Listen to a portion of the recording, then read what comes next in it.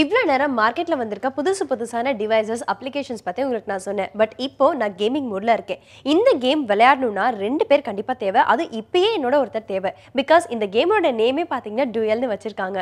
அதுக்காக என்னோட ஃப்ரெண்டை உங்களுக்கு நான் இன்ட்ரடியூஸ் பண்ண போகிறேன். அவர் தான் கணேஷ். வாங்க கணேஷ்.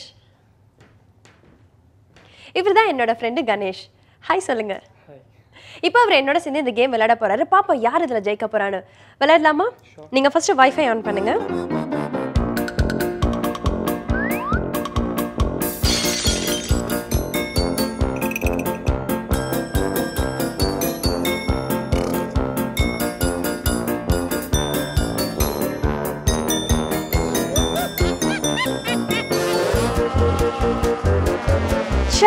நான் தோத்துட்டேன். கணேஷ் ஜெயிச்சிட்டாரு. இந்த மாதிரி தாங்க இந்த கேம் விளையாடுறதுக்கே பயங்கர இன்ட்ரெஸ்டிங்காக இருக்குது. நீங்களும் கூட உங்கள் ஆப் ஸ்டோரில் போய் டவுன்லோட் பண்ணி பாருங்களேன். இந்த கேமோட நேம் பார்த்தீங்கன்னா DUAL டுயல்.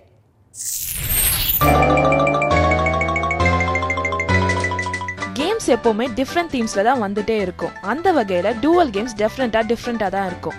அது எப்படின்னா பிளேயர்ஸ் அவங்களோட ஃபோனை க்ளோஸ் ரேஞ்சில் வச்சு விளையாடணும். ஆப்பனண்ட்டை ஸ்ட்ரைக் பண்ணும்போது அது அவங்க ஃபோன்லேயே வியூ பண்ணலாம். இந்த கேமிங் எக்ஸ்பீரியன்ஸ் பண்ணுறதுக்கு ஃபர்ஸ்ட் பிளே ஸ்டோர்ஸ்ல போய் டூவல் கேமை டவுன்லோட் பண்ணணும்.